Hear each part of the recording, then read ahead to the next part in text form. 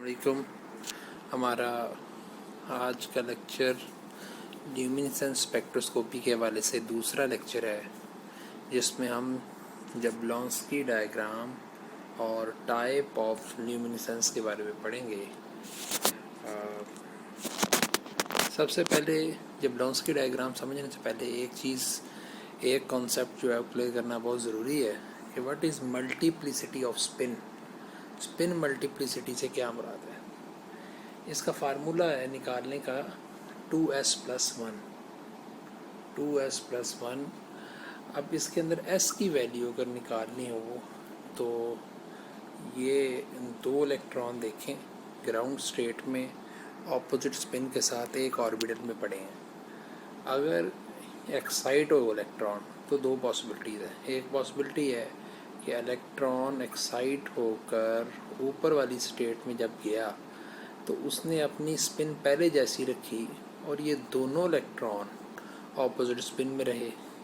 एक का spin quantum number हम +½ ले लेते हैं, दूसरे का -½ ले लेते हैं, तो ओवरऑल स्पिन क्वांटम नंबर क्या आया? 0। तो सिंगुलर इस एक्साइटेड स्टेट का ओवरऑल जो quantum number spin quantum number आता है वो 0 आता है। अब इसको इस फार्मूले में पुट करेंगे, और वैल्यू हमारे पास s की 0 है तो आंसर आएगा 1। इस 1 की वजह से इस तरह की स्टेट को, ये जो अभी मैंने आपके सामने बताई है, इस 1 आंसर की वजह से इस स्टेट को सिंगलेट एक्साइटेड स्टेट कहते हैं। और अगर इलेक्ट्रॉन इस तरह एक्साइट हो कि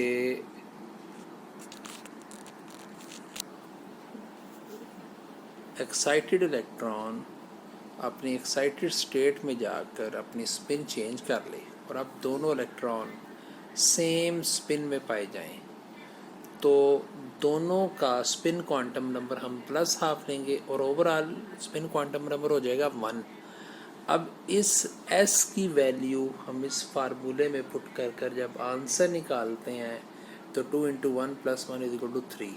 इसलिए इस स्टेट, इस तरह की जो चीज़ को कहते हैं ट्रिपलेट स्टेट। अब आम तौर पर कहा जाता है कि ट्रिपलेट स्टेट जो है वो सिंगलेट स्टेट से ज़्यादा स्टेबल होती है। ऐसा क्यों कहा जाता है? ऐसा इसलिए कहा जाता है क्योंकि इलेक्ट्रॉन जो है उसको सिंगलेट स्टेट में ऑपोजिट स्पिन के साथ रहना पड़ता है और ट्रिपलेट स्टेट में वो सेम स्पिन के साथ रहते हैं डिफरेंट ऑर्बिटल्स के अंदर। तो जब डिफरेंट ऑर्बिटल अवेलेबल हों तो इलेक्ट्रॉन सेम स्पिन के साथ हैं, that is called stable state. ये सेम स्पिन के साथ है। हाँ जी, अब हम आते हैं जबलॉन्स्की डायग्राम की तरफ। ये क्या है? ये एक मैप है। ये एक मैप है जो कि बताएगा कि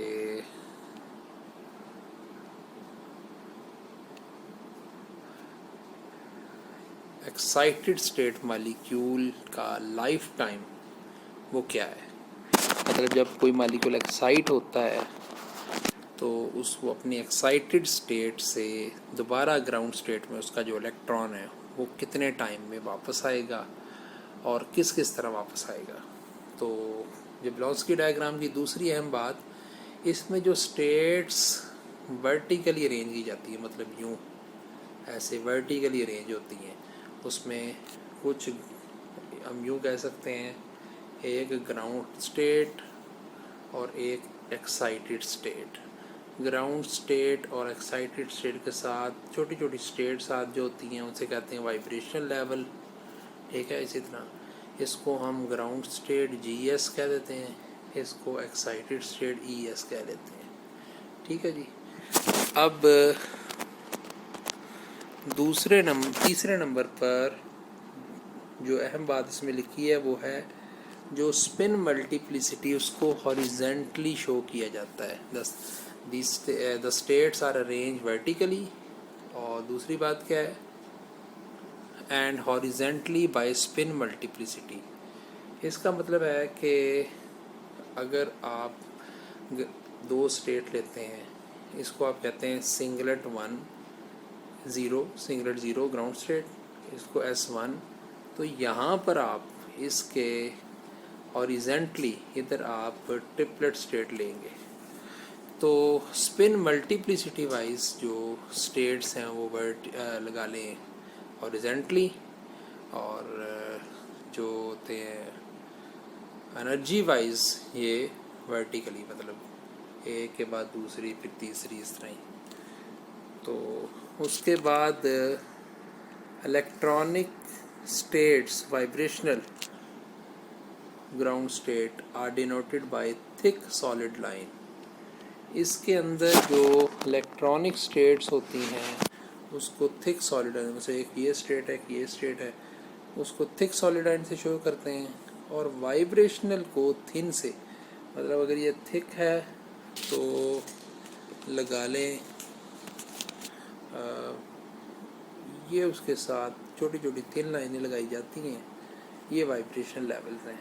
यूँ ये हो गया ग्राउंड लेवल, ये एक्साइटेड लेवल। तो इस तरीके से जब लॉन्स्की डायग्राम हम आगे आएगी तो हम इसको देखेंगे। ये चार चीज़ें उसमें, एक तो टाइम दिखाया जाएगा, कितनी देर इलेक्ट्रॉन किस लेवल पर रहता है। दूसरा स्पिन मल्टीप्लिसिटी वाइज और एनर्जी वाइज स्टेट्स अरेंज होंगी। तीसरा इलेक्ट्रॉनिक लेवल अलग होंगे, उसके अंदर वाइब्रेशनल लेवल अलग होंगे। ये है जी, एक मैंने डायग्राम शो करवाई है। इसके अंदर आप देख सकते हैं कि ये जो थिक लाइन है ये सबसे नीचे, या ये वाली, या ये वाली, ये सारी क्या है, ये आ जाएंगी इलेक्ट्रॉनिक लेवल। अब इसके अंदर जो थिन लाइंस हैं, ये वाली, ये दूसरा, तीसरा, इस तरह ये इधर, ये सारी क्या है, वाइब्रेशनल लेवल है। तो उसके बाद वाइब्रेशनल और इलेक्ट्रॉनिक लेवल के बाद आप देखें कि ये ग्राउंड स्टेट है। जब इलेक्ट्रॉन यहाँ से एक्साइट होता है तो ये फर्स्ट सिंगलेट स्टेट में जा सकता है या सेकंड सिंगलेट स्टेट में जा सकता है। और ये वाली है ट्रिपलेट स्टेट। ट्रिपलेट स्टेट की एनर्जी सिंगलेट के दोनों से ज़रा कम है। ठीक है, ये जो मैंने अभी आपको चीज़ें बताई थी ये उसकी एक्सप्लेनेशन है। नेक्स्ट में हमारे पास एक और जब लॉन्स्की डायग्राम शो की हुई है, ये देखें आप, इसमें देखें, इसमें बाकायदा साथ टाइम भी शो किया हुआ है।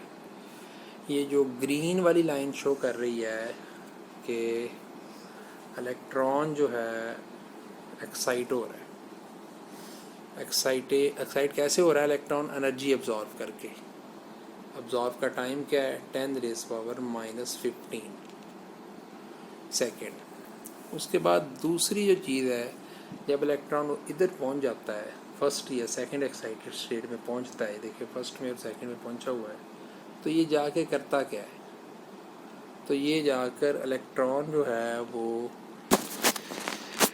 उसके पास दो रास्ते हैं।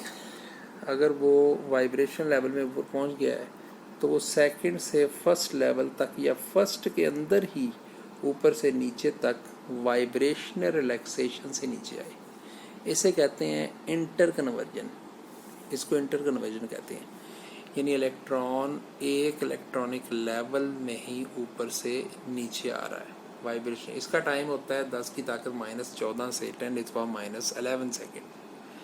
तीसरा फिनोमेना है कि इलेक्ट्रॉन जब ग्राउंड लेवल पर नीचे आ गया, एक्साइटेड स्टेट के सब वाइब्रेशनल लेवल जो सबसे नीचे है उसमें आ गया इलेक्ट्रॉन, तो अब वो ग्राउंड स्टेट में वापस आएगा। ये जो तीसरा फिनोमेना है, बाकी सबको मैं हाईलाइट ख़त्म करके देखते हूँ। ये देखो, ये जो तीसरा फिनोमेना है, यहाँ से इलेक्ट्रॉन का ऐसे नीचे को आना, जिसको रेड लाइन से शो किया हुआ है, जिसे कहते हैं फ्लोरेसेंस। फ्लोरेसेंस का टाइम 10⁻⁻9 से -7। कल मैंने पिछले लेक्चर में बताया था 10⁻⁸ यानी 10 नैनो सेकेंड एवरेज। हाँ जी। चौथा फिनोमेना, इलेक्ट्रॉन अब यहाँ से डायरेक्ट नीचे नहीं आता। इलेक्ट्रॉन सिंगलेट स्टेट से ट्रिपलेट स्टेट में चला जाता है, मतलब स्टे करता है। लेकिन अब की बार उसकी एनर्जी थोड़ी कम हो गई है, लेकिन वो ग्राउंड स्टेट में वापस नहीं आया। तो जब वो अपनी सिंगलेट से ट्रिपलेट स्टेट एक्साइटेड की तरफ जाता है तो इसे कहते हैं इंटर सिस्टम क्रॉसिंग। याद रखिएगा, इंटरनल कन्वर्जन में वाइब्रेशनल रिलैक्सेशन में इलेक्ट्रॉन ऊपर से नीचे हीट की फॉर्म में एनर्जी खारिज करता है, और ये आपस में उनके एटम या मालिक्यूल के कोलिजन की वजह से हो सकती है। जब वो एक्साइट हो तो वो कोलाइड करके अपनी जो एनर्जी या हीट की फॉर्म में एनर्जी निकाले। जबकि ये थोड़ा सा डिफरेंट है फिनोमेना जो मैंने अभी इंटर सिस्टम क्रॉसिंग बताया है, कि वो एक अपनी सिंगलेट एक्साइटेड स्टेट से ट्रिपलेट एक्साइटेड स्टेट में है, यानी अपनी स्पिन चेंज कर लेगा। अब वो इस स्टेट में आने के बाद पहले अगर सिंगलेट से नीचे तक आता है तो उसको हम फिर बोलते हैं फ्लोरिसेंस। अगर इस तरह ये फ्लोरिसेंस है, और अगर रेड लाइन से शो किया हो, और अगर वो यहाँ से ये नीचे आ रहा है तो इसे कहते हैं डिले फ्लोरिसेंस। इस तरफ को नीचे इसे कहते हैं डिले फ्लोरिसेंस। इसका दूसरा नाम फास्फोरिसेंस भी है, फास्फोरिसेंस। और इसके अलावा दो नीचे फिनोमेना दिए हुए क्विंचिंग, मतलब एक पार्टिकल अपनी एनर्जी दूसरे को दे दे और वो एनर्जी देने के बाद वो अपनी लोअर स्टेट में आ जाए। इसको ज़रा जामनी कलर से शो किया हुआ है ये, यानी वो खुद रेडिएशन की शक्ल में एनर्जी खारिज नहीं करता, बल्कि वो अपनी एनर्जी किसी को दे देता है बाय कोलिजन या किसी भी और तरीके से, इसे कहते हैं क्विंचिंग। और आखिरी है कि ट्रिपलेट स्टेट से इलेक्ट्रॉन ये हल्का सा ब्लू फिरोज़ी कलर से आपको शो किया हुआ है, ये जिग जैग लाइन फिरोज़ी सी शो की हुई है कि ट्रिपलेट स्टेट से वो जब डायरेक्ट ग्राउंड स्टेट में आए तो इसे कहते हैं नॉन रेडिएटिव रिलैक्सेशन। मतलब अब इलेक्ट्रॉन एक्साइटेड से ग्राउंड स्टेट में तो आया और सिस्टम जो है वो रिलैक्स हुआ है, लेकिन रेडिएशन निकाल के नहीं हुआ। अगर वो रेडिएशन निकाल के हो ट्रिपलेट स्टेट में तो उसे कहते हैं फास्फोरिसेंस, और अगर वो ना हो तो उसे कहते हैं नॉन रेडिएटिव रिलैक्सेशन। तो ये है जी जबलॉन्स्की डायग्राम की जो मुकम्मल उसका इंट्रोडक्शन। नेक्स्ट ज़रा उसको और शॉर्ट वे में जबलॉन्स्की डायग्राम को शो किया हुआ है कि ये देखें, ये भी अब्जॉर्प्शन है, पहले नंबर पे ये भी अब्जॉर्प्शन है, यानी इलेक्ट्रॉन ग्राउंड से सेकंड लेवल पे जा रहा है। ये भी अब्जॉर्प्शन है, इलेक्ट्रॉन ग्राउंड से फर्स्ट लेवल पे जा रहा है। ये ऊपर वाइब्रेशनल रिलैक्सेशन के फिनोमेना शो किए हुए हैं।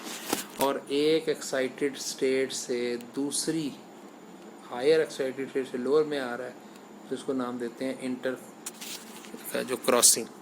और अगर वो सिंगलेट स्टेट से S1 से आ रहा है T1 में, इसे कहते हैं ISC, इंटर सिस्टम क्रॉसिंग।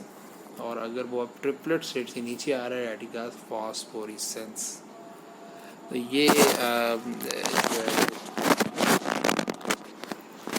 ये भी हमारे पास एक और जबलॉन्स्की डायग्राम है, इसमें दिखाया गया है कि ये ग्राउंड स्टेट है, ये फर्स्ट सिंगलेट स्टेट, इलेक्ट्रॉन ऊपर गया, ये सेकंड सिंगलेट स्टेट। इसी तरह ये फर्स्ट ट्रिपलेट स्टेट, ये सेकंड ट्रिपलेट स्टेट। बाकी सारे इसमें इंटर सिस्टम क्रॉसिंग और दूसरे फिनोमेना वैसे ही बताए गए हैं जैसे पहले स्लाइड्स में मैंने शो किए हैं।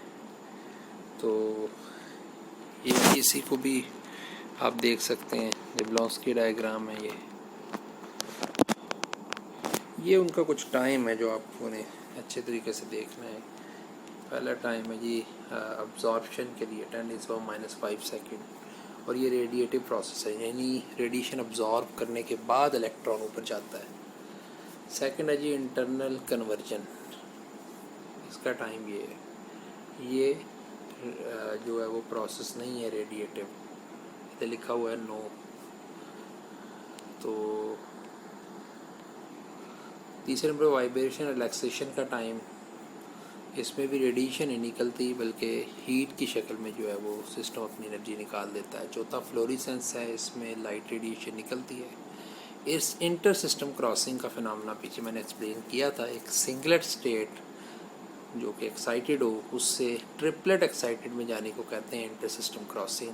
उसका ये टाइम है और ये भी लाइट की शक्ल में एमिट करने से रेडिएशन नहीं होता बल्कि ये नॉन रेडिएटिव प्रोसेस है। फास्फोरेसेंस भी ट्रिपलेट स्टेट से वापस आने को कहते हैं। तो ये भी क्या है, एक रेडिएटिव फिनोमेना है।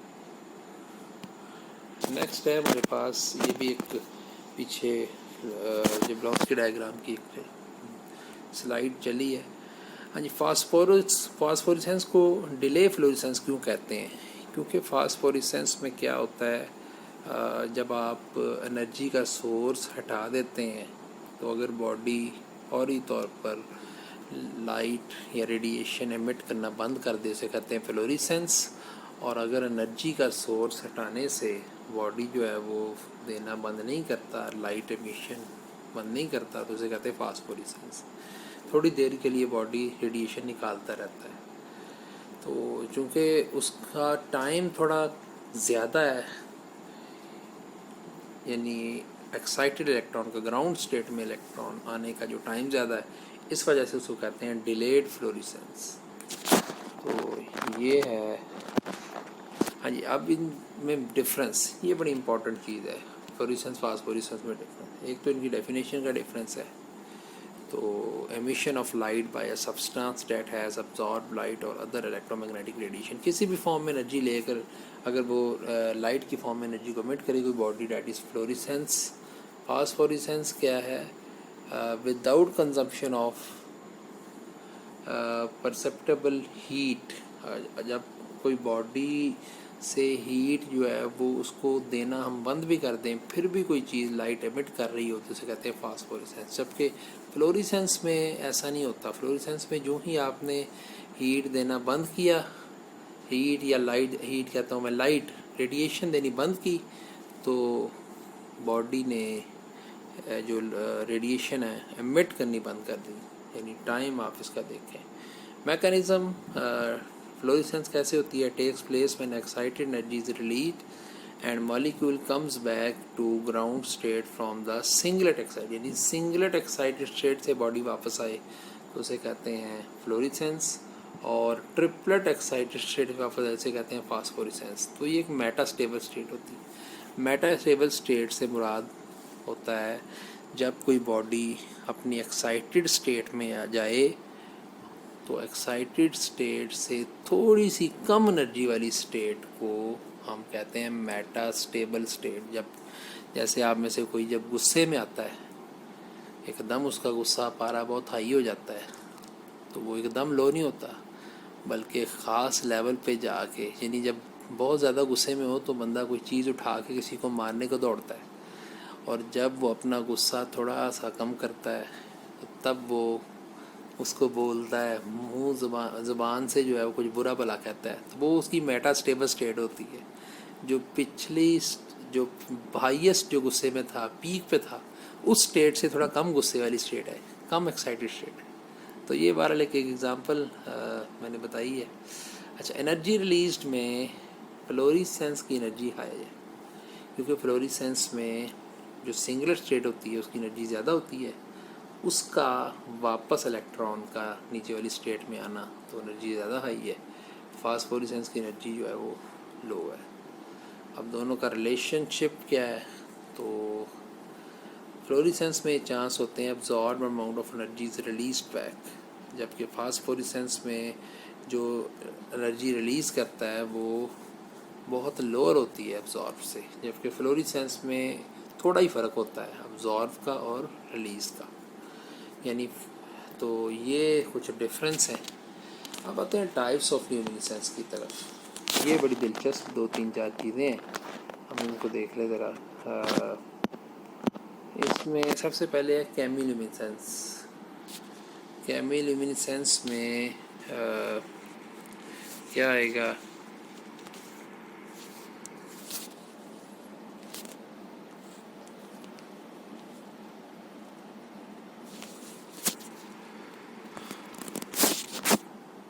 केमिल्यूमिनेसेंस में अगर आप देखें तो लिखा हुआ है emission of light by release of energy from chemical reaction. कोई केमिकल रिएक्शन होता है जिसके नतीजे में लाइट एमिट होती है। इसकी बेस्ट एग्जांपल है क्राइम सीन। किसी जगह पर कोई ब्लड के ड्रॉप्स आपने देखने हो तो केमिकल यूज़ करते हैं ल्यूमिनॉल। जब उसका स्प्रे करते हैं तो एक ऑक्सीडेंट है वो क्या करता है, ब्लड के अंदर जो आयरन वगैरह है उसकी ऑक्सीडेशन करता है। उससे जो रोशनी निकलती है वो ब्लू कलर की, ब्लू ग्लो मिलता है। तो उससे पता चलता है इस जगह पे ब्लड के जो है वो छींटे वगैरह, ड्रॉप्स वगैरह मौजूद हैं। तो ये केमिल्यूमिनेसेंस है। बायोल्यूमिनेसेंस बड़ी कॉमन एग्जांपल आप देखते हैं फायर फ्लाई में, या आप डीप सी के अंदर ग्लोइंग वर्म के अंदर देख सकते हैं इसको। तो उसमें होता क्या है कि जो लिविंग बॉडीज़ हैं उनके अंदर कोई केमिकल फिनोमेना हो रहा होता है जिसकी वजह से वो लाइट एमिट करते हैं। जिस तरह जुगनू है, जुगनू में क्या होता है, ल्यूसीफेरिन, और luciferin in presence of enzyme luciferase, उसकी ऑक्सीडेशन होती है ल्यूसीफेरिन की। केमिकल है एक, ल्यूसीफरेज की मौजूदगी में उसका कोफैक्टर एंजाइम का है मैग्नीशियम। तो जब उसकी ऑक्सीडेशन होती है तो लाइट एमिट करता है। थर्ड टाइप है ट्राइबोल्यूमिनेसेंस। ट्राइबो मीन इसमें होता है कोई प्रेशर वगैरह लगाकर या रबिंग से लाइट एनर्जी जो है एमिट हो किसी बॉडी को, किसी ऑब्जेक्ट को। जब आप रब करें, स्क्रैच करें, क्रश करें, रिप करें तो उससे जो है वो लाइट रेडिएशन निकले, इसे कहते हैं ट्राइबोल्यूमिनेसेंस। इसको मैकेनोल्यूमिनेसेंस कहते हैं क्योंकि इसका ताल्लुक फोर्स या प्रेशर के साथ है। एग्जांपल है इसकी शुगर या सिलिकॉन के क्रिस्टल को जब आप दबाते हैं तो उससे जो है। इलेक्ट्रोल्यूमिनेसेंस नाम से जैसा कि जाहिर है, यानी इलेक्ट्रिकल एनर्जी जो है वो इलेक्ट्रॉन को एक्साइट कराएगी। जब वो वापस आएगा तो फिर वो जो लाइट निकालेगा, डैट इज़ का इलेक्ट्रोल्यूमिनेसेंस। इसकी एग्जांपल है एलईडी लाइट्स। उसके बाद थर्मोल्यूमिनेसेंस। थर्मोल्यूमिनेसेंस में क्या है, अब वैसे तो हम ल्यूमिनेसेंस को थर्मल रेडिएशन का जो मोड है उससे अलग पढ़ते हैं। हमने स्टार्ट में पढ़ा था इनकैंडिसेंटलाइज्ड और ल्यूमिनेसेंस। ये थोड़ा सा उसके साथ कंफ्यूज ना आप उसको करें।